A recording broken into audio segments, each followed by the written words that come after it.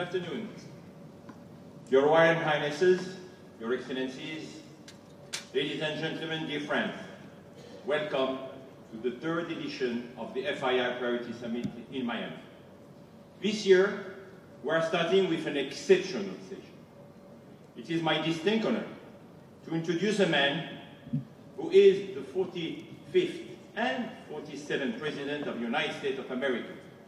This man is a visionary business person, a media icon, and a political leader, of course. His impact on the global stage has been profound. From transforming the real estate industry to reshaping economic and foreign policy, his leadership continues to spark dialogue and drive change. At the Future Investment Initiative Institute, we are committed to shaping a brighter, more sustainable future by fostering innovation and global collaboration. These are principles that align with the President's bold approach to leadership and economic growth. Please, ladies and gentlemen, join me in welcoming 45th and 47th President of the United States, Donald J. Trump.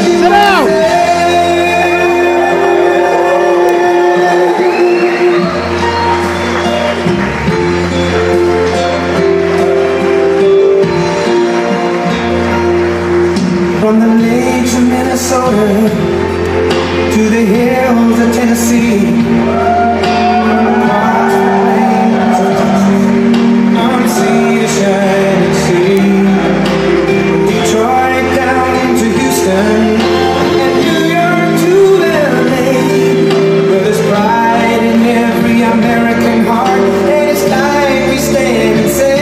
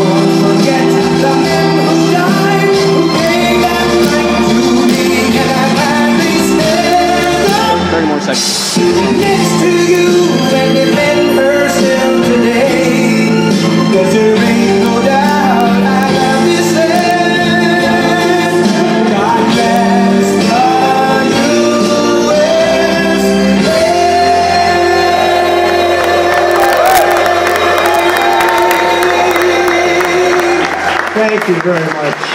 What a great group this is. You have to see outside. It's going wild outside with a lot of love for all of us, I guess. But thank you, Richard, for the introduction, and thank you to all for such a warm welcome. It's great to be back in beautiful Miami, where I've actually built a lot of great buildings with the Desert family and some others. We've had tremendous success in Miami. We have Trump Towers and Sunny Isles Beach. It's 4 beautiful buildings right on the ocean. The Trump Grande, put the little E in the end for a little, class it up a little bit. Trump Grande, and the 700-acre Doral. It's a tremendous country club, and it's actually the most successful country club in the U.S., where I was just given approval to build 1,500 units, and I couldn't care less about building units. When you're president, who the hell wants to build units? I've been building units all my life. I don't want to build units, but they gave us permission to do it. But today is a tremendous honor to become the first American president to address the Future Investment Initiative Institute. That's the first one. That's where it goes.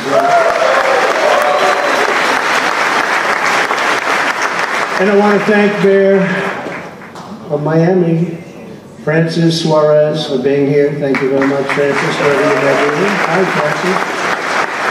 And thank you for the endorsement when I ran. I was very appreciative. Along with the Mayor of Miami Beach, Stephen Miner. Stephen, thank you very much. Thank you. Thank you. Thank you, Stephen. Thank you very much. And numerous American business leaders, some of the biggest business leaders actually anywhere in the world, and many distinguished guests from the Middle East, and in particular the Kingdom of Saudi Arabia, a special place with special leaders.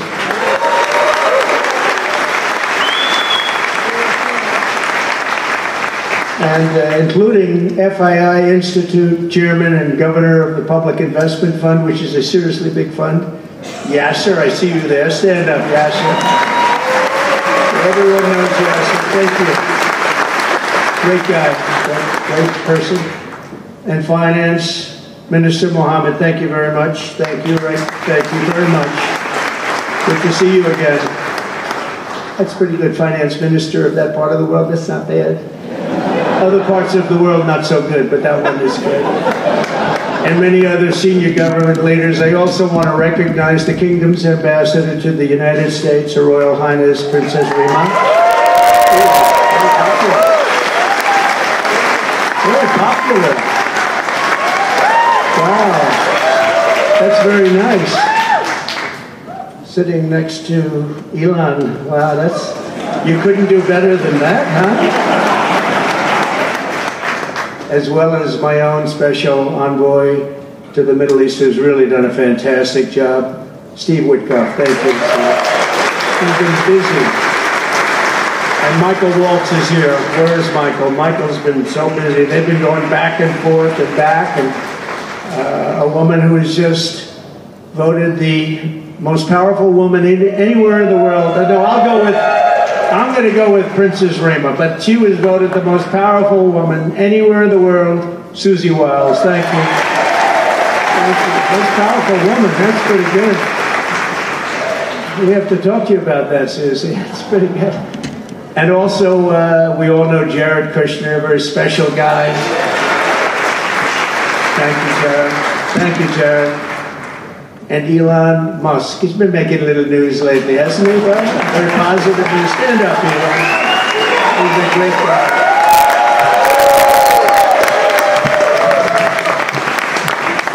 We did a little show last night. I heard they got very good ratings too, by the way. Hannity. Sean Hannity is fantastic. A fantastic man, fantastic guy. And he did a show, and it was great being on the show with you last night. I come today with a simple message for business leaders from all across the nation and all around the world. If you want to build the future, push boundaries, unleash breakthroughs, transform industries, and make a fortune, because you want to make a fortune. Most of you have already made a fortune, I don't want to say that. There's no better place on earth than the current and future United States of America under a certain president named Donald J. Trump. I think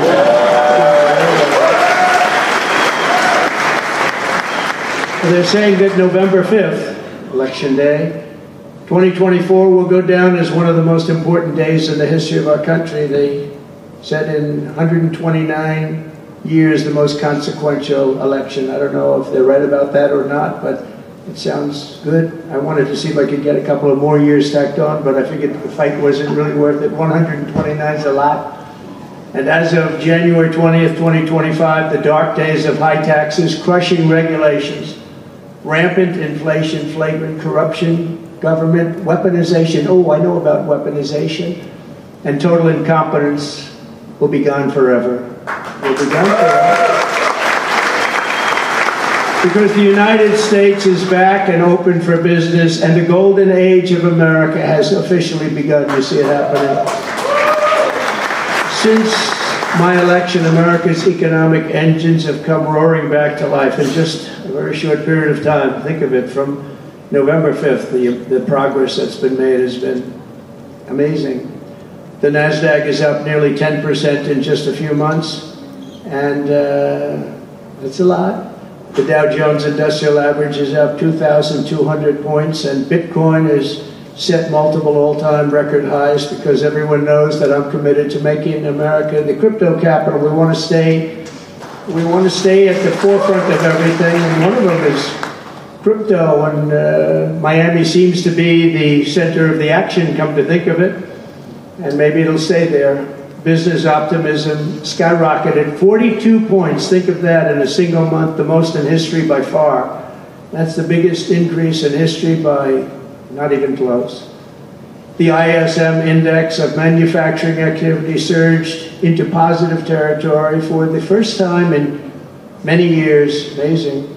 And it was just announced, this is an interesting one, I didn't realize it was that bad for so long, but it was just announced by one of the nation's most historically accurate and respected pollsters, Rasmussen, that the number of Americans who believe our country is on the right track now exceeds those who think it's heading in the wrong direction for the first time in 20 years. Can you believe that? 20 years.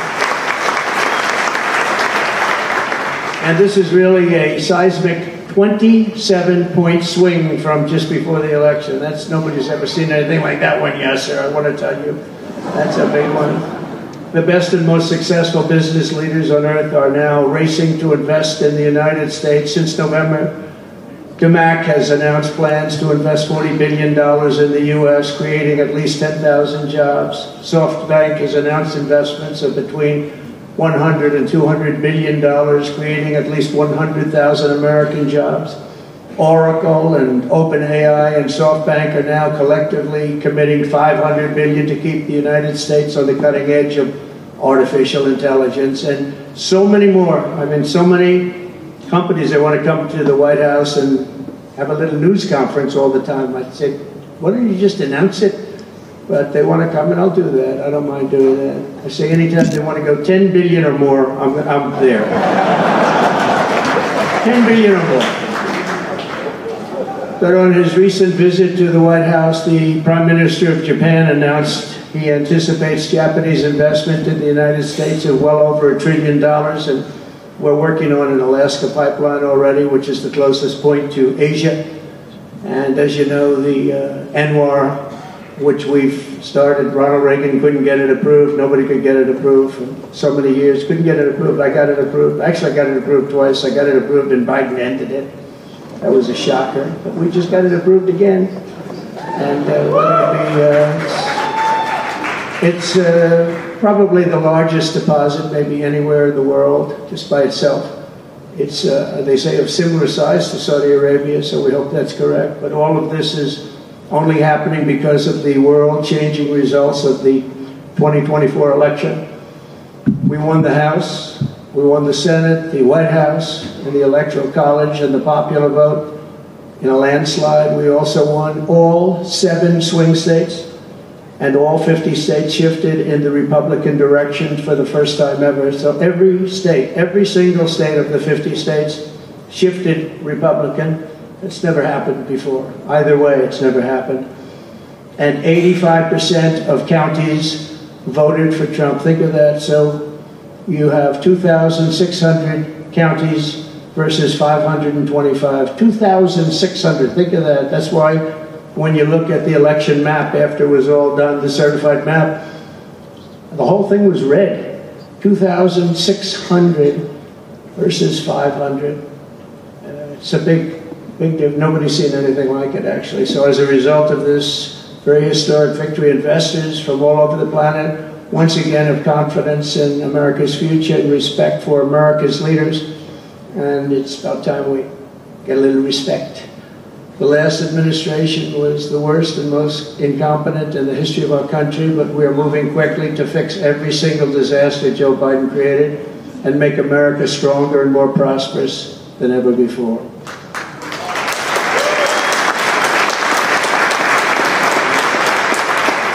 Our first and most urgent mission is to remove the criminals that Biden allowed into our country with the ridiculous and very dangerous open borders policy. They came from all over the world. They came from prisons and jails. They came from mental institutions and insane asylums. They were gang members. They were drug lords. They came from all over, and they were allowed to come into our country.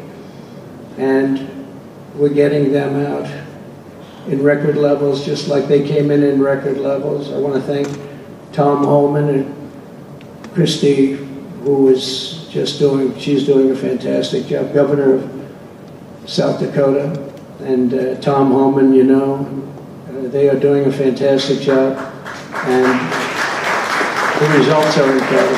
And every country is taking them back. They're sending their criminals to us, and they're all taking them back. We had a little problem with a couple of them that ended very quickly.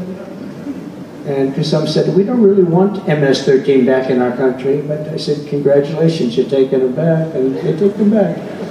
And by the way, Europe and other places ought to start also doing that. They better start looking at immigration, because it's really hurting Europe very, very badly. And they better get smart, and they better get tough before it's too late. We're also working to end the highest inflation in our country's history, all caused because they played with our energy policy and wasted money on the Green New Scam and other things such as that. And they wasted monies at never seen before levels. If Joe Biden had simply held federal spending at the pre-pandemic levels we had in 2019, right now we would have virtually no inflation. We're trying to balance the budget immediately, and because of the tariff income, which is really, it's already turned out to be amazing, actually. It's really meant more for bringing countries and companies into our country, but it's, the numbers are rather staggering, because we're the big piggy bank that everybody wants to be, and they can play games and they can say, well, there'll be retribution and, you know, equal this and that, but they can't be equal. But we want to keep it so that we're the big piggy bank. And if we had years like we did the last 4 years, that wouldn't have lasted too long. We're not promising it, but, you know, all of these things could happen. We hope to balance our budget. So I don't want to promise it, because if I do and we come about $10 short, the fake news media back there would say, we have breaking news. He did not make it. He did not make it. But we'll get it done very soon. It might not be this year, but it could be this year. Actually, we have a chance of getting it even this year, which people would be shocked at, because they were talking about 10 years, 15 years, 20 years from there. When I took office last month, we inherited the consequences of inflation. That was more than 4 times what it was when I left 4 years ago. Think of that. I left, it was at 1.4%. And the annual government spending over $1.5 trillion more than projected in 2020 alone. 1.5 trillion. But under the Trump administration, all of that is changing faster and more dramatically than anyone ever thought possible. They didn't think it was possible to do what we've done in just a very short period of time. We've accomplished more in 4 weeks than most administrations accomplish in 4 years. On my first day in office, I imposed an immediate federal hiring freeze, a federal regulation freeze, and a foreign aid freeze. I signed an order creating the Department of Government Efficiency and put a man named Elon Musk in charge. Thank you, Elon, for doing that.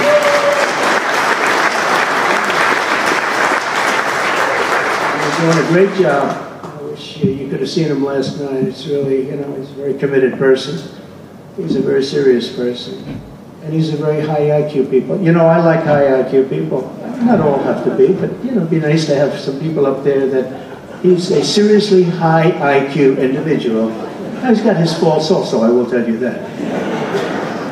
But not too many of them, which is now really waging war on government waste, fraud, and abuse. And they're curbing inflation and saving taxpayers billions and billions of dollars every single day. And there's even under consideration a new concept where we give 20% of the Doge savings to American citizens and 20% goes to paying down debt, because the numbers are incredible, Elon.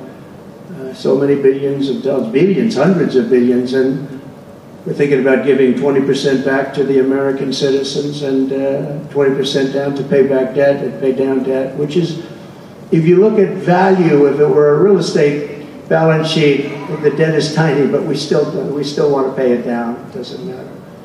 We don't look at it as a piece of real estate. It's America. We're going to get it down through intelligence, hard work, and as Elon said, a word called caring. You have to care. By doing this, Americans will tell us where there's waste. They'll be reporting it themselves. Part participate in the process of saving money. So many of the men and women in this room, as an example, they pay tremendous amounts of taxes. And here are just a few examples of where your money was going before I came along.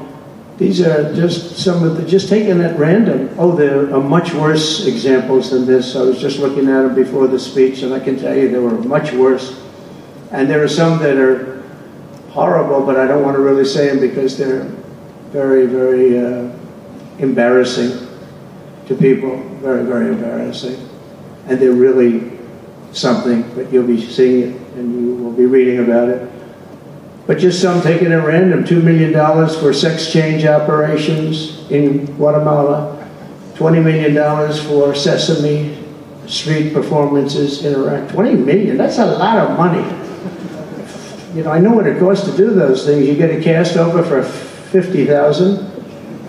Give them a couple of bucks tip. That's it, not 20 million. 20 million, that's Gone with the Wind on steroids.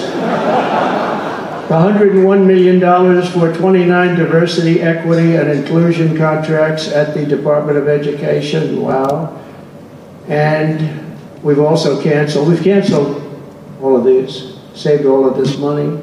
And again, this is just a small sample. This could go on, I could read them all day. $520 million for a consultant. I want to know who is that consultant? To do ESG, that's environmental, social, and governance investments in Africa.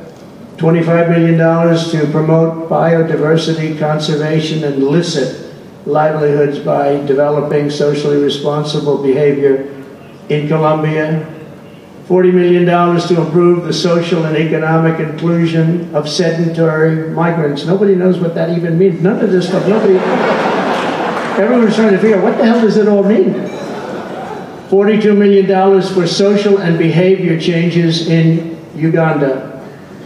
40 million is a lot of newspaper ads in Uganda. $70 million for research of evidence-based solutions for development challenges. $10 million for Mozambique medical male circumcision.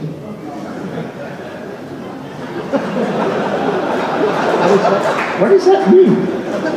$2.3 million for strengthening independent voices in Cambodia. $14 million for improving public procurement in Serbia. $486 million to the Consortium for Elections and Political Process Strengthening, including $22 million for inclusive, participatory political process in Moldova. And $21 million for voter turnout in India. What do we need to spend $21 million for voter turnout in India? Wow, $21 million. I guess they were trying to get somebody else elected. Well, we ought to tell the Indian government, because when we hear that Russia spent about $2 in our country, it was a big deal, right? They took some internet ads for $2,000. This is a total breakthrough. $21 million for India elections. $29 million to strengthen the political landscape in Bangladesh. $20 million for fiscal federalism, and $19 million in addition to the $21 million for biodiversity conversion in Nepal. $1.5 million for voter confidence in Liberia. We need voter confidence too when you read this list. $14 million for social cohesion in Mali. $2.5 million for inclusive democracies in South Africa. $47 million for improving learning outcomes in Asia. Asia's doing very well. We don't need to give them money.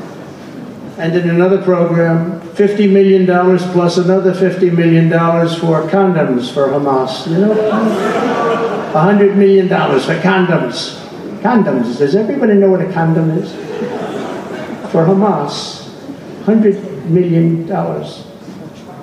And these are just some. I could read this list all day long. I just don't want to bore you.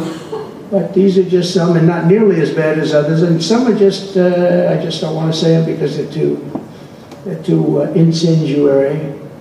We're also finding tremendous abuse, waste, and fraud in Social Security. Social Security is, what's happening there is going to be one of the great potential scandals in history. On the program there are over 4.7 million Social Security numbers from people from 100 years old to 109. Think of that. Now, over 100, there aren't a lot of people that make it. Hopefully most of the people in this room will make it, but historically, you don't have thousands and thousands of people.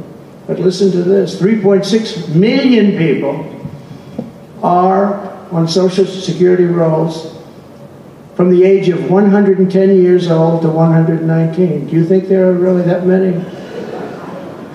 Those people are seriously old. But it gets worse, 3.47 million people are on Social Security from the age of 120 years old to 129 years old. 3.9 million people are on the age of Social Security from 130 years old to 139 years old. Now, the all-time record, I heard, is a woman who was 127 years old. That's the record. A woman from a certain country where they have actually people that live pretty long, actually. And she was 127 years old. That's pretty old. But we're topping her by millions. 3.5 million people from the age 140 to 149 years old. 1.3 million people are on Social Security from the age 150 to 159. And over 130,000 people are on Social Security over the age of 160 years old, okay? Including 1,039 people, think of it, over 1,000 people between the ages of 220 to 229. And one person between the age of 240 years old to 249. And the record topper, there is one person on Social Security who's 360 years old, which is approximately 110 years older than our country.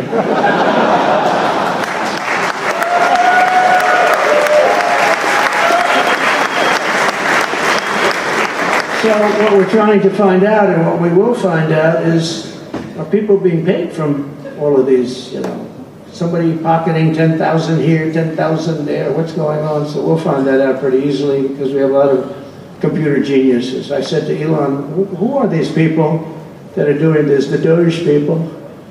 I said, who are they? Where do they come from? He said, well, number one, they love our country. Number two, they're really genius at computers. So nobody's going to fool them. When they go in, they see some bureaucrat that's scamming the country, and they try and talk about, you know, certain computer language. These people say, no, it doesn't work that way. These are people that have a natural ability as you know, brilliant computer people. And it was very interesting when he told me that. I said, that's what you need today. But all of these scams have now been terminated. In addition, over the past month, we have effectively eliminated the U.S. Agency for International Development, which was funding much of this lunacy. We virtually shut down the out-of-control CFPB, escorting radical left bureaucrats out of the building and locking the doors behind them. What they were doing was so terrible. Where they were spending the money was so terrible. What we haven't looked at yet, but will be, is does the money come back to them? Because nobody can be stupid like that. And they're not stupid, they're smart, actually. And, you know, why are they doing that? Does money come back to them? So we'll figure that out pretty easily, I think, and quickly. But I've ended all of the so-called diversity, equity, and inclusion programs across the entire federal government and private sector. I notified every single government DEI officer that their jobs have been deleted. They're all deleted. And it's interesting, even these companies that have tremendous amounts of money. A number of them just announced, Walmart, if you can believe it, they just announced that they're stopping. And, you know, these companies are writing off like $220 million. How can you spend that much money no matter what you're doing? If you're teaching something, you're going to have an instructor, you're going to talk, you're going to give them a book. Please read the book. You know, that you find they spent $225 million on that. What's going on? And we were going in the wrong way, and our military was really Although I tell you, you know, we defeated ISIS with our military in 3 weeks. General Raisin Kane he's some general, he's a real general, not a television general. And 3 weeks ISIS, and I asked him, and I saw some of his people that were so great, the soldiers. We have the greatest military in the world, but we don't have the greatest top leadership. That's why Afghanistan was such a horrible situation, so embarrassing, and so many other things. But when we want to, with proper leadership, there's nobody even close to us. We have the best equipment in the world. We make the best equipment in the world. But we have the best military. You know, we never fight to win. We fight to just keep it going forever. And when we fight to win, there's nobody that can even come close to us. But I was talking to General Dan Kane, we call him Raisin Kane, and I was told it would take about 4 years to defeat ISIS, and he did it in 3 weeks. I said to him, "What do you think, General? How long will it take?" "Sir, I think we should do it in less than 4 weeks. You're going to have time left over." And he did that. And we were told by the television generals it would take 4 years, so we did it. That's when I went to Iraq. I flew to Iraq, and late at night, the dark of night, all the windows closed, all the lights off in the plane, in Air Force One. And we flew in, and it was pretty amazing. I'll tell you, we were landing, and there were no lights in the plane. "Sir, we have to turn off all lights." I said, "You mean we spend $9 trillion and we have to fly in Air Force One with the lights off?" And I went up to the pilot, said hello. And by the way, these guys are like central casting. These are the best looking human beings. Everybody's like perfect. The most handsome people, the best looking people you've ever seen with the flat tops and the whole thing. And I was a little concerned because the lights are off, and everything's off, and even the lights in where he was were down, very dim, very, very dim, with all of the lights on the fancy dashboards of the plane, of Air Force One. We're getting a new Air Force One if they can ever finish the damn thing. We're getting 2 of them, actually. But we may have to go a different route because it's taken them a long time. We're going to get military that's going to start building. We're going to get people to start building properly again in our country because they don't build properly. This is going. But we're up there, and I'm looking at these people, and again, I say they look like Tom Cruise, but better, stronger, tougher. And I like Tom Cruise, but these are better. And they said, "Are we okay, Captain?" "Yes, sir, we're fine." But I'm looking out, I don't see any lights, and we're landing. And I'm used to that. I like to sit with the pilots a lot and respect the pilots greatly. And we're up there, and we have the computer. I call it the computer voice, where it goes 1,900, 800. It's feet. Your feet above ground, so that means you're very low. And I'm looking out, and my eyes are pretty good, and I don't see any lights. And the computer goes out. Sounds like an intelligent individual. It goes 1,000. We're 1,000 feet up. It's a 10-story building. There's a big plane. And then it goes 900, 800, 700. I say, "Captain, Captain, we don't see any lights. Is everything?" "Yes, sir, everything's fine, sir. We'll be landing in 3 minutes." And then it goes like 600, 500. "Captain, we okay?" And then it goes 400, 300, 200, and I'm saying, "Man, there's nothing out there." And then he goes, boom, perfect landing right on this thing. There are no lights on the runway. There's no, I don't know how the hell they do it, but I'm sure as hell glad we had somebody that knows how to fly. But they didn't want to have any lights because they didn't want the enemy, after spending years and trillions of dollars, we have to land with Air Force One with no lights on the runway. But they were incredible people. And then I got out of the plane, and I actually asked my people, I said, "Excuse me, I was very brave sitting in that cockpit. Am I allowed to give myself the Congressional Medal of Honor?" And they said, "I don't think so, sir." I said, "Well, I thought I was extremely brave." But now here's the problem with saying a story like that when you're a kid. The press will say, "President Donald Trump wanted to give himself the Congressional Medal of Honor." Headlines, you know, headlines all over, the fake news. We call it the fake news, but we're all wise to it. But it was something, and then I went down, and it was the same thing. I'm standing on the top, and I look down, and there's these handsome people. Everybody's like from a movie set. Good-looking guys. I get down the stairs, and what's your name?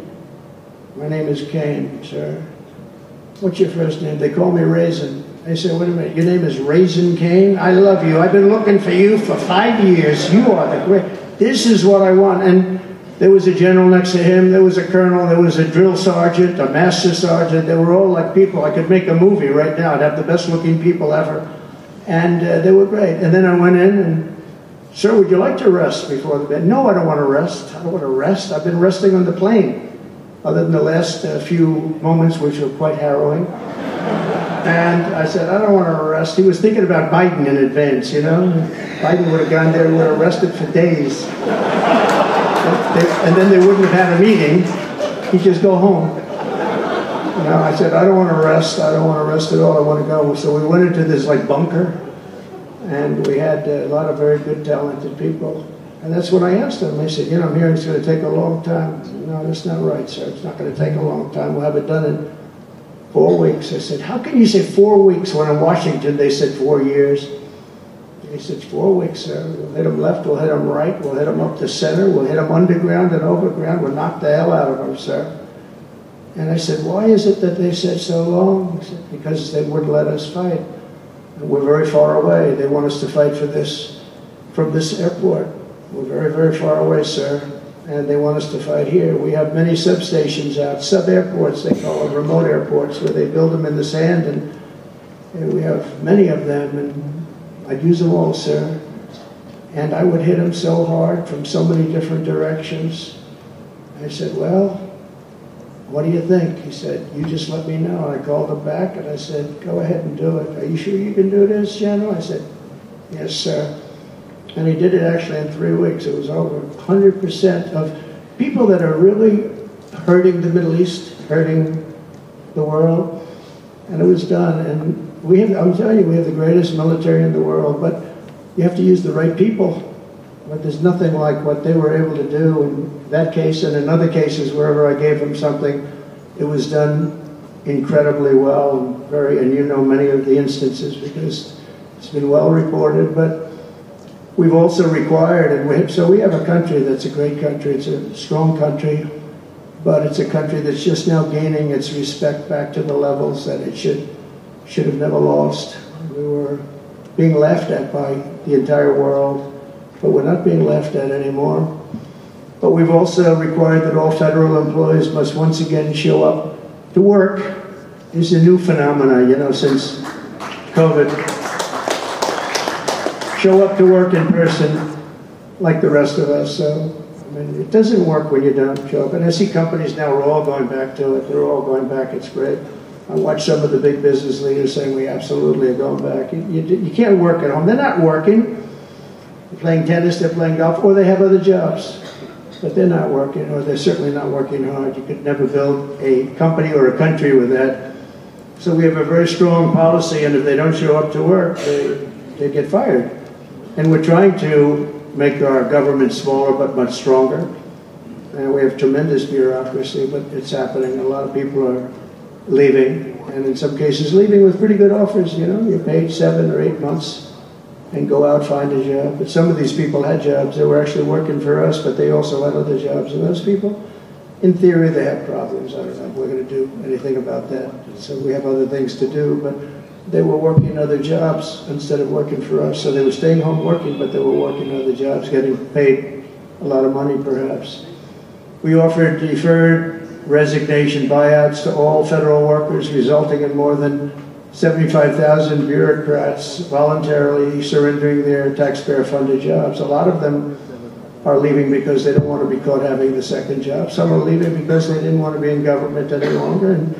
And some are leaving because they didn't want to show up to work. They wanted to work outside of an office. And that's never going to work for anybody, including companies. Companies ought to get smart. You watch these companies where they do that, they start going bad. Nobody knows what's wrong with this company. Well, try getting the people back into the office where they can be cohesive and together.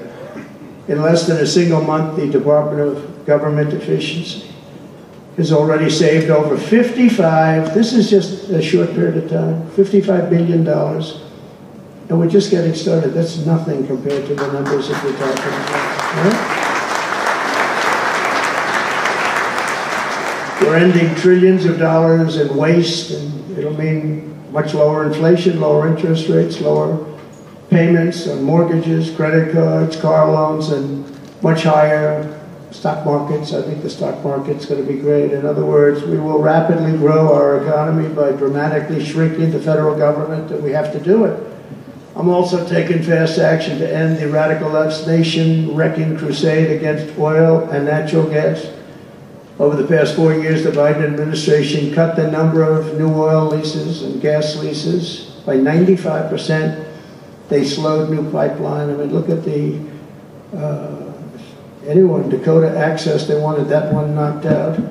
The Keystone Pipeline, they wanted that one knocked out. They ended the Keystone. We got the Dakota Access done, but it wasn't easy after they tried to stop it. They slowed new oil and gas pipeline construction to virtually a halt. They shut down 38% of active oil and gas rigs in the United States, but they love the wind turbines. They go round and round and round. The wind doesn't blow, they got problems.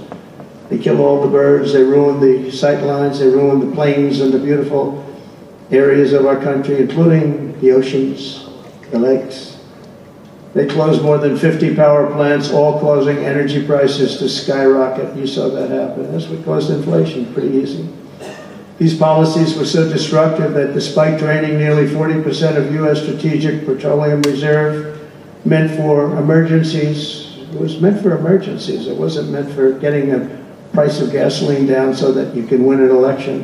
It didn't work for winning the election. Actually, there's so many people that are driving that it's a very small number. It just had a very small effect, but in the meantime, it takes it down. We'll fill it up fast, but it's at the lowest level. When we made the transition, it was at the lowest level in history, ever recorded, the lowest level. Nobody's ever seen it that way. They put it all out because they thought they could keep gasoline prices down a little bit, just go past the election, and after that, they didn't care. And it didn't work because they didn't get elected. I got elected. But the price of gasoline still rose over 35%, and in some cases, at some periods, it was 100% and 125% during certain periods of time. Under the Trump administration, we have implemented a very different plan. You probably heard of it. It's called Drill, Baby, Drill. And we're doing that. The world runs on low-cost energy, and energy-producing nations like us have nothing to apologize for. We have more energy than any other nation in the world, and we're going to use it. And we're going to use it on AI plants. I was telling some of the people that came in that, they're very everybody's talking about AI. I hope you're right. I don't know, who knows. But, Elon, are they right? Are they right in going they are all in for AI. But the problem is, to do it, just in our country, you need twice the electricity just to open up and be the top of AI. You need twice the electricity that we have right now in the entire country. If you take all of the electricity, you need more than twice. You need double what we have right now just to fuel this new industry that's growing. I was amazed when I heard that number. And they all said, how can we do this? Because, in China and various other places, you can probably get it with the shake of a hand. But in our country, you can't. But now you can, because I've been declaring a national emergency in order to get fast approvals. And we're going to have, if you build a plant, you're able to build an electric generating facility right next to your plant. So you'll be making your own. You won't have to count on utilities. You won't have to count on an old grid that could fail, could get hit by something, bad things or good things. But you're not going to have to worry about grids. You'll build your plant, and you'll build essentially you become a utility in a way. You build your own electricity. If you want to build extra and put it out and get paid for that, you're going to be able to do that. You can put it back into the grid, but you're going to be able to build with your plant a generating facility. And we're going to get you Lee Zeldin, head of the environment and the environmental group, various groups, and we've got them unified now, but we're going to get you very fast approvals. They'll be approved so fast your head will spin. and we're going to get that whole industry started. We're going to be the head of it. We're leading right now. We have the greatest brain power. We're leading right now, and I expect that we're going to be leading by a lot, but we're going to get you the energy very, very quickly. That would be the one thing that everybody was concerned. How do we have that much electricity when Los Angeles has blackouts and brownouts right now? There's a lack of electricity, but we're going to get it at levels never seen before. I ended the ridiculous Green New scam, halting tens of billions of dollars of wasteful deficit spending, and I withdrew the United States from the unfair one-sided Paris Climate Accord, and I ended Joe Biden's insane electric vehicle mandate because it was just insane. I repealed the last, and by the way, if you want to buy an electric car, it's great. If you want to buy a gasoline-driven car or a hybrid, it's great. Whatever the thing happens to be. I heard hydrogen's hot. The problem is when it's not, you're in deep trouble. Because when that sucker blows up, they don't find the body. So that's one that I said, you know what, let's take a pass on that one. They said it's good, but when it's bad, it's really bad. You find the bodies on trees, on the side of a tree. I said, I think we'll pass on that one, right? We're not going to want that one.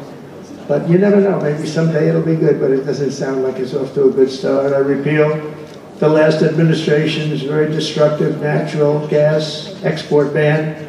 And last week we approved our first new liquefied natural gas export license, and we have literally hundreds of people that want to export. I recently met with the Japanese Prime Minister, Shiba, to discuss large increases in American oil and gas exports. They want it so badly. They said we went to the Biden administration, they wouldn't sell it. They wouldn't sell it.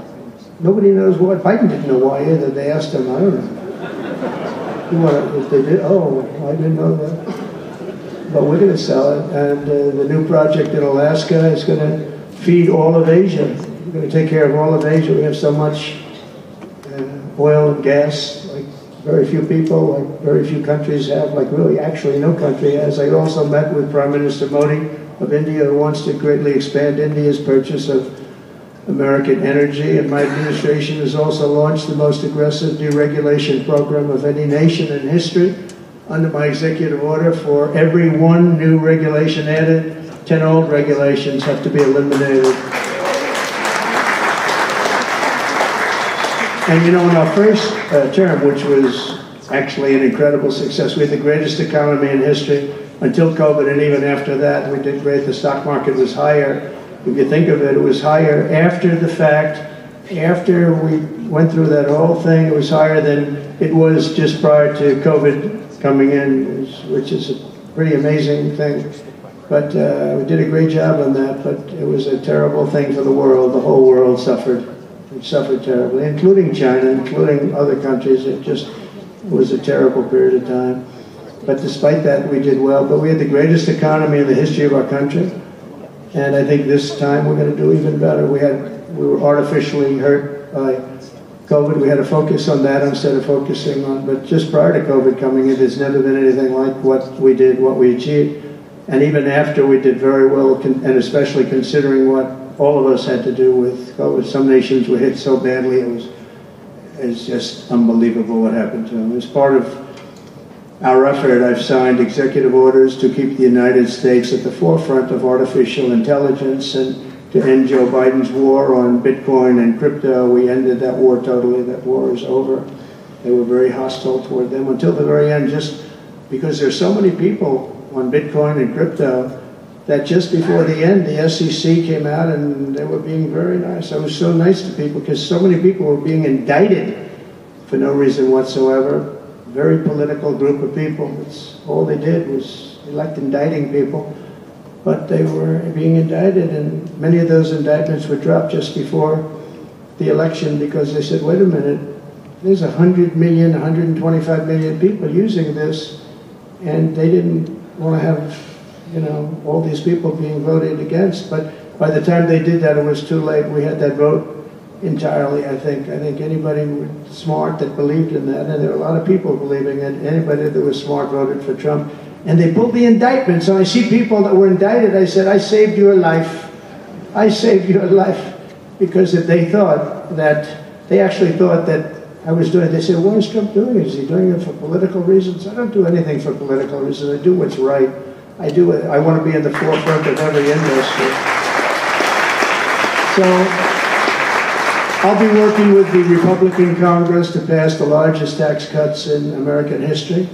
And that includes, obviously, that includes we have to extend the Trump tax cuts, which were, until now, the largest. We're going to dramatically cut taxes for families and for workers and for companies, including no tax on tips and hopefully no tax on Social Security and no tax on overtime. And that overtime one is a sleeper because I think a lot of people are going to be spurred on to do a lot of extra work.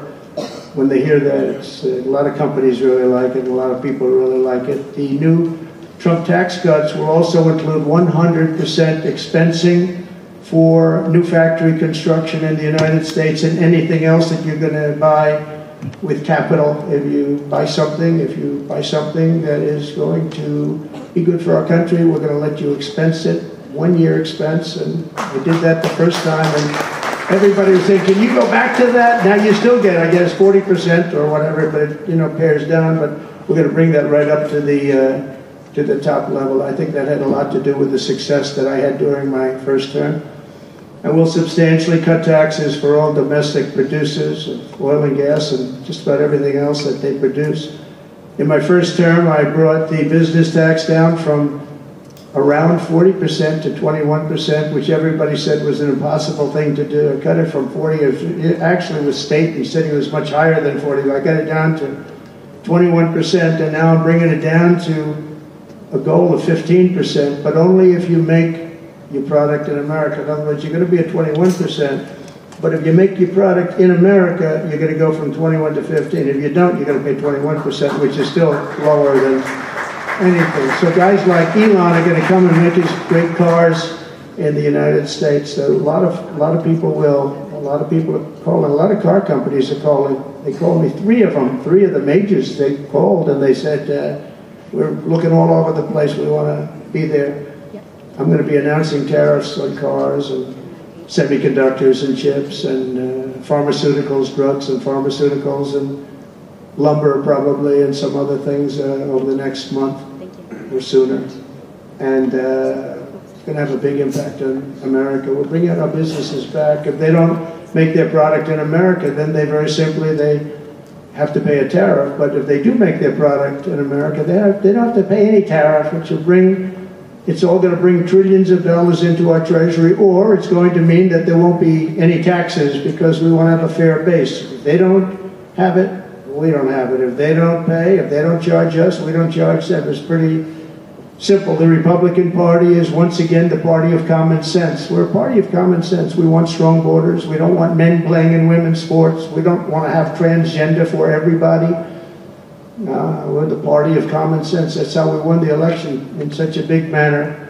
We'll no longer allow other countries to ransack and plunder our nation. That's why I've announced that we will soon begin imposing reciprocal tariffs on any country that engages in unfair and unequal trading practices.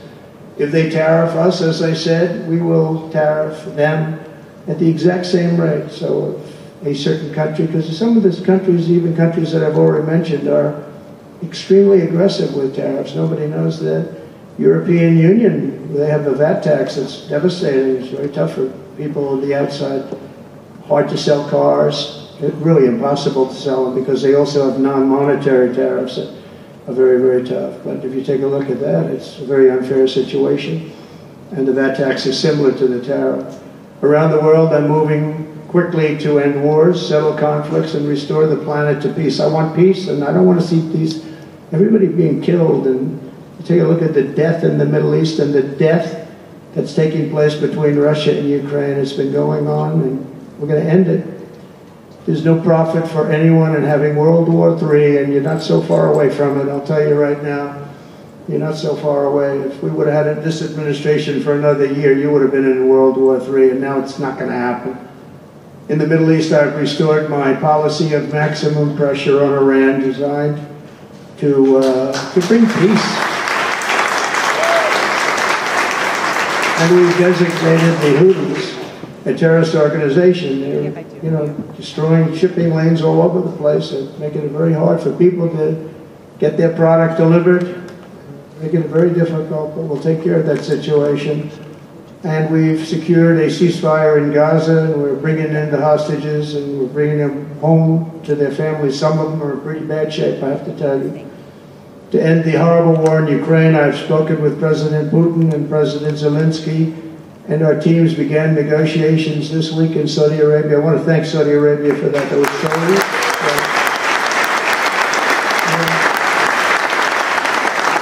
and I want to thank, in particular, I mean, we have so many of the people, Yasser, Mohammed, all of the people, but in particular, we have to thank Crown Prince Mohammed bin Salman for hosting these historic talks.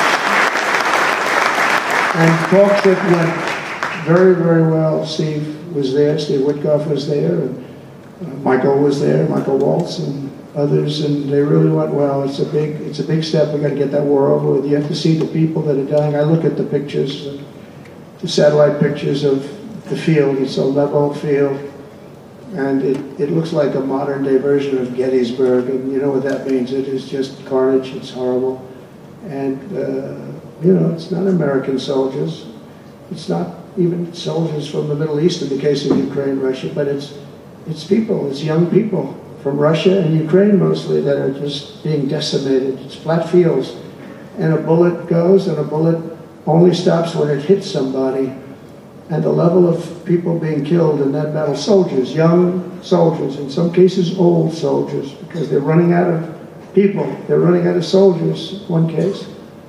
But think of it, a modestly successful comedian, President Zelensky, talked the United States of America into spending $350 billion to go into a war that basically couldn't be won, that never had to start and never would have started if I was president, not even a chance. And it didn't start for 4 years, it never would have started.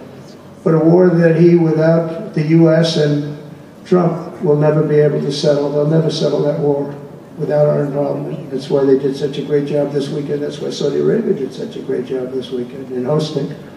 The United States has spent $200 billion more than Europe, and Europe's money is guaranteed. They get their money back. It's a form of a loan. Nobody knows that. I know that. I said, why isn't somebody saying, you know, we do it the same way? And we spend much more money. We have to equalize. But while the United States gets nothing back, so they get their money back. It's a loan. We just give our money. And we had a deal based on rare earth and things, but they broke that deal. But they broke it 2 days ago. We had a deal because they said, we're spending $350 billion, and Europe gets their money back in the form of a loan, and we don't. We're just giving the money hand over fist. That's the Biden administration for you. But they're no longer dealing with the same United States as they were dealing with a few months ago. Why didn't crooked Joe Biden demand equalization, and that this war is far more important to Europe than it is to us, and that there's a very big, beautiful ocean, a separation. This is, you know, we're helping Europe, we're trying to help Europe. On top of this, Zelensky admits that half of the money that we sent them is missing. They don't know where the money is. He said, well, we don't know where half of it is. That's great, wonderful. He refuses to have elections. He's slow in the real Ukrainian polls. I mean, how can you be high with every city is being demolished? It's hard to be high. Somebody said, oh no, his polls are good. Give me a break. Every city is being demolished. They look like a demolition site, every single one of them. And the only thing he was really good at was playing Joe Biden like a fiddle. He played him like a fiddle. That's an expression we use, Yasser, to say that he's pretty easy, pretty easy. A dictator without elections. Zelensky better move fast or he's not going to have a country left. Got to move fast, because that war's going in the wrong direction. In the meantime, we're successfully negotiating an end to the war with Russia, something I'll admit that only Trump is going to be able to do in the Trump administration. We're going to be able to do it. I think Putin even admitted that. Biden never tried.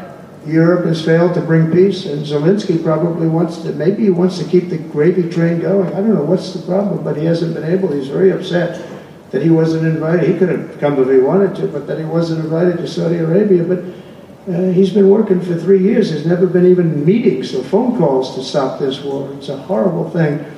I figure Russia's lost 900,000 soldiers. I think that Ukraine's lost probably 700,000. And it's a terrible thing. You'll see bodies and body parts all over the field, all over. We see them through, very accurately through satellites. I love Ukraine, but Zelensky has done a terrible job. His country is shattered, and millions of people have unnecessarily died. And you can't bring a war to an end if you don't talk to both sides. You got to talk. They haven't been talking for 3 years. So we hope to see a ceasefire soon and to reestablish stability in Europe and the Middle East.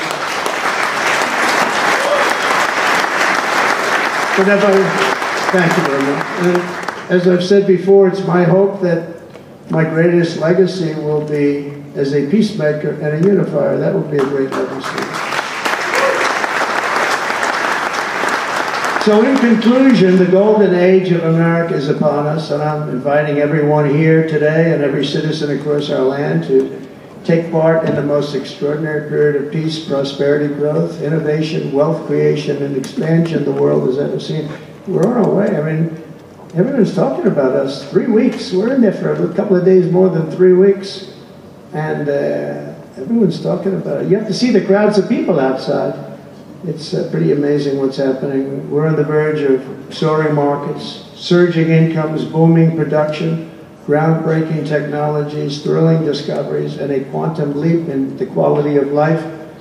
Absolutely a quantum leap. One day, very soon, our country will have the greatest economy in the history of the world because we once again have a president who puts America first, and we put America first, and your country should put your country first. But in the end, we want America first, and when it's all beautiful, which it's going to be pretty soon, we want to help other countries, and you want to help other countries. But, you know, I tell your leaders, and some of the leaders are in this room right now, you've got to put your country first. Whether it's Saudi Arabia, whether it's something else, you've got to put your country first. But we're going to have plenty left over to help others also. As long as you invest in America, build in America, and hire in America, that means that I'm fighting for you. I am fighting very hard for you. Together we're going to make the United States of America bigger, better, bolder, richer, and greater than ever before. It's going to be stronger than ever before. We're going to be a peacemaker and a peacekeeper. We're going to stop people from these stupid, never-ending wars. We're not going to partake in them ourselves, but we'll be stronger and more powerful than anybody by far. And if it ever came to war, there is nobody that will be able to come close to us. But we don't think that's going to ever happen. So I want to thank you all very much. It's a great honor to be here. And I think somebody said they're going to ask questions. And I didn't say, gee, what are the questions like Biden does? I say, just ask, it doesn't matter. You ask a question and I give an answer. So I think, Richard, you're going to come up and you're going to give me some questions. Thank you. Thank you. Thank you very much, Mr. President. Please, a round of applause for the President of the United States of America. Thank you.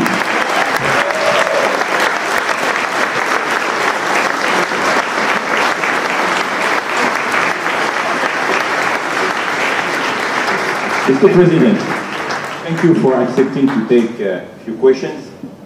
20 years ago, I don't know if you will remember, we were under the same roof in Orlando and you were delivering an amazing speech in front of 3,000 sales reps, giving them the best advice to be successful. So what is the best piece of advice that you have ever received? Well, I think it was watching my father. You know, my father was a very hard worker, and he just worked hard. And he was very smart. He had good genetics. His brother was the longest-serving professor of the history of MIT, Dr. John Trump. And my father was every bit as smart. But my father had to work. He was older, and he put his brother through school. In fact, he once said, boy, I put him through so much school. He had 3 different degrees. And they asked him to stay on at MIT, but my father was the same ilk. And I noticed that my father was a happy man. And what he did is he worked. He just worked all the time. He worked. And he loved it. And really, I think the best piece of advice I got from that is you have to love what you do. And if you love what you do, you're going to have a happy life. If you don't, I mean, I see so many people, they're in businesses that they don't want to be in. they're in businesses that, they're bored in or they're not good at, they don't have a natural ability at it. There is such a thing as natural ability, whether it's sports or acting or anything else. I mean, some people have an ability for something, try and find that ability, but you have to love what you do. If you love what you do, you're going to be, at least you have a good chance of being successful. Mr. President, it's almost time for an early dinner. So if you are throwing a dinner party and you can invite 3 fascinating guests, living or dead, who would you bring? Well, they're all sitting right in the front row. Yasser, are you ready? Mohammed, are you ready? Steve Witkoff, and we have the most important person, at least until the World Cup is over, is here. Johnny, stand up. He gave the United States the World Cup. Johnny, thank you very much. I didn't know you were here. That's very good. He's the king of soccer. That's not bad. And you've done a fantastic job. But it's very interesting. When I was president, I got the World Cup, and I got all of the, we have the 250 anniversary, so that fell in this administration. That's a big deal, 250 years. But we have all of these things happening, and I also got the Olympics, and I was called by the mayor of Los Angeles, sir, would you call up the Olympic Committee, because it was at that time President Obama will not take their phone call, and we're going to get the Olympics in Los Angeles. And by the way, they've recommitted to Los Angeles at a level that, I was very worried about that. And the opposite, somebody could have said, well, we're going to do it someplace else. Until they have actually recommitted. They're going to make it bigger and better than ever. So I want to let you know that. But I had the Olympics. So I got the Olympics, I got the World Cup, and I said, and the 250, but that one I didn't get. But it was there. It was in this term. And I ran an election, and we did fantastic in 2016. We did much better. Millions and millions, tens of millions, but millions and millions of votes better. And bad things happened, and I didn't get that one. And I said, when I originally signed the Olympics, I said, I won't be able to even be president. And I got the Olympics, because if I didn't, when I spoke with the people, the organizing committee and the people in different parts of the world, they asked me to do it because the president wouldn't do it. I was president-elect, and I gave them a talk. I couldn't get them off the phone. They were starving for love. And the bottom line, they gave us the Olympics, and they said, isn't it sad I won't be president? Then we had the election result, and now I'm president for the Olympics and for the World Cup. So I'm very happy about that, Johnny. Thank you very much. Thank you. I'll be there. I promise I'll be there. And by the way, Mr. President, backstage you have a gift from Johnny. He gave us the first ball with your name, which will be played for the World Cup in America. It's going to be great. Thank you, John. Very much. I doubt that any day you will take a sabbatical year, but if you could take a sabbatical year, Mr. President, what unconventional thing would you do? What was the word? Sabbatical. You don't work for 1 year. When you said Sabbath, it's a big difference. It's almost the opposite when you think about it, right? I think what I do is, look, what I'm doing now is the most exciting job in the world. It's a hard job, not an easy job. It's a nasty job. It could be a lot easier with, I think that the news media has to straighten themselves out because people are getting it. They're losing tremendous popularity, and they've lost their prestige, and they've lost their credibility. And I think it's a very important thing, the news media, but I think they have to straighten themselves out because the people are going around them now. They have so many different things with, like Elon with X, which was a big thing, and we have Truth, which has been fantastic, and we have so many other things that you don't really need traditional.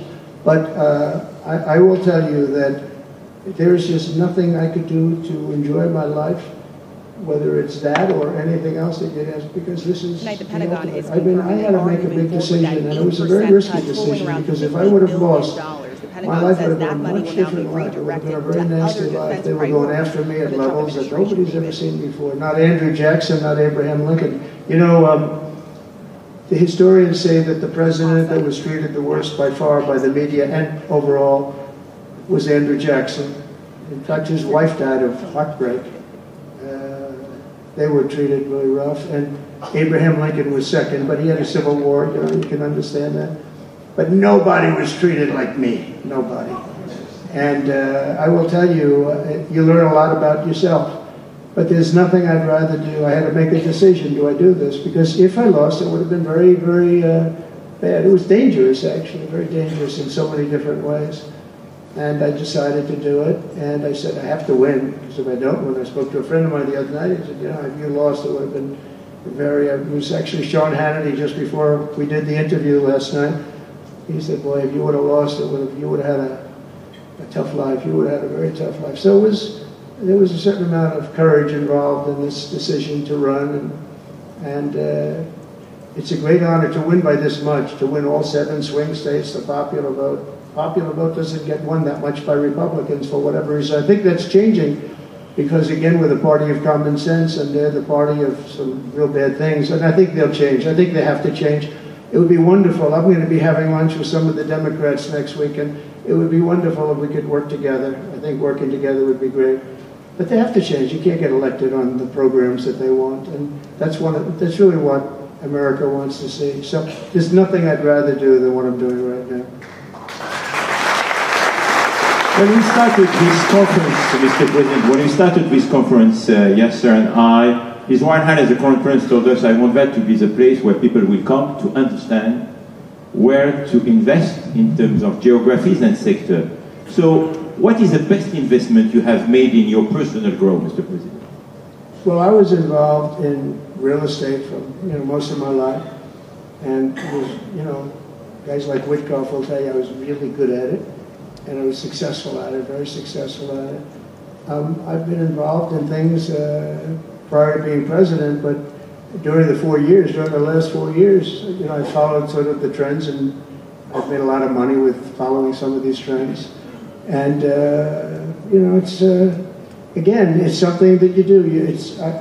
I really believe that some people have instinct. I think I've always had an instinct for making money. I make money. And I went into show business. I had one of the most successful shows on television. I wrote books, and they were all bestsellers. Virtually every book was a big bestseller, some really big bestsellers. And so I don't know. It's whatever I do, I just want to make it successful. It's very important to me. There are many ways to make money. You can be in many different fields. And a lot of them is being in the right country. If you're in a certain country, our country is actually getting very bad, a very dangerous place, actually. Bad things were happening. But if you're in a certain country, you have a chance to do well. And no matter how good you are, if you were born into the wrong country, you're not going to make money. Now, you could do other things. You can attain power, I guess. Maybe it's the wrong kind of power, but it's power. But being in the right country, where you have the right incentives and, entrepreneurship, etc., and America has always been sort of at the top, or one of the top, but always pretty much at the top. But it was losing that position, and I think losing it rapidly. This last administration, look, I don't want to be. I wish I could say I wouldn't have run if I thought Biden was doing a good job. If I thought I wouldn't have run, because as I said, it was very dangerous to run in a lot of ways. In fact, my ear will show that when you look at it closely. My ear. I have that throbbing feeling every once in a while, but it was dangerous in a lot of different ways. But he was so bad that I had no choice but to do it. If I thought he was doing a great job, I wouldn't have run, and I would be very happy. I actually wanted him to do a good job. I was saying, do this, do that. I'm telling them, do things. They should have done what I said. And but I would have been very happy not to have run, and frankly to have seen somebody do a good job. But our country was going to hell. And I really sort of had to run. If you were a historical ruler, would you prefer to rule during war or peace? Well, I want to be, again, a peacemaker, and I want to keep us out of war, but sometimes to do that, you have to have a very strong country. You have to have a very strong military. And as I said, we have a much stronger military than anyone would know. We have the best equipment. And I bought a lot of it. I rebuilt our military in the first 4 years. I rebuilt it. We gave a lot of it away to Afghanistan, to the Taliban, stupidly, but that's a very small amount relative. It was billions and billions, but it's still a very small amount relatively to what we built. But I largely rebuilt our military. Now I'm going to have to do it again because so much has been given away, so much has been treated so badly. But to keep peace, you really have to, I have a thing, strength through, and I mean it, you really have it. you have strength, and you need the strength, but it's really peace through strength, because without the strength, it's going to be very hard to have peace, because you're going to be taken over, bad things are going to happen, so you really want to have peace through strength, and that's where I've been in. Having strength, having power in that sense to protect yourself and your people is a very important thing. Hopefully you don't have to use that power. I will tell you, I was dealing with President Putin very successfully on denuclearization. We were talking about it very seriously, and then COVID came and lots of things came, and we had also talked to China about it. Now, Russia and us have the biggest nuclear by far. China is not close, but they will be close. In 3 or 4 years or 5 years, they'll be equal. But we were going to talk to China, and I spoke to President Xi about it very successfully. I think we were going to denuclearize it. We would have had to get the smaller nuclear powers, of which there are 4, 3 maybe, but 4 probably, to do something. We would have been able to do that. But I was having very strong talks with President Putin about denuclearization. And, you know, if you're president, you get presentations about what we're building, what we're having, the power of weapons, the power of many things besides weapons per se. But I saw the power of nuclear weapons, and we can never let that happen. If that happens, the ball game will be, the world will be destroyed. The power is so enormous. You look at Hiroshima, you look at Nagasaki, multiply that times 500 times, and the world would be destroyed. So you want somebody as your president, or you want somebody as your leader that understands that. We just can't let that happen. We can't let other countries get nuclear weapons. Not only Iran. Iran is a good example, and maybe the one that people think about, but we can't let that happen. The power of weaponry today is so enormous that the world would disintegrate, so we can't let it happen. Mr. President, if you had to describe the United States of America in just 3 words, what would they be? In 3 words? 3 words. Love, respect, and strength. That's a tough question. That might be my best answer. Mr. President, if you had to describe the United States of America in just 3 words, what would they be? In 3 words? 3 words. Love, respect, and strength. That's a tough question. That might be my best answer, Yasser. That reminds me of high school, that one, but that may have been the toughest question, actually. Do you think Joe Biden could have done that? I don't think so. I don't think so. We're almost at the end, Mr. President, but talking about the United States of America, what is one cultural habit in the US business that the rest of the world could learn from? What is the best practice that Well, I think we love our country? families, but I think a lot of the world loves their families. You know, I was speaking to the head of Mexico because I complain constantly about people pouring in. Now our border is the strongest border we've ever had. We've gone from the worst border ever in history to the strongest border. But I was speaking to the president of Mexico, a very wonderful woman, actually, and I said, we were talking about drugs. You can't let people come through your country and come into the country. You know, I was not that nice, but they understood what I was saying.